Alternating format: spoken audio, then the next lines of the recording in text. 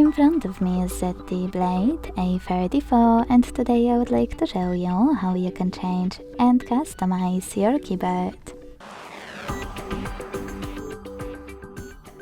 Begin by launching your keyboard and clicking on this icon of a color palette at the top of it. Then hit one of those themes to pick a perfect one for you. Manage key borders thanks to this switcher and hit apply. In order to customize it instead, go back to the same settings and this time use this plus icon under my themes. Now tap on a photo you wish to apply as your new keyboard's background. Pinch it to scale, drag it to move and hit next. Adjust brightness by swiping left or right. Hit done. Manage key borders and choose apply.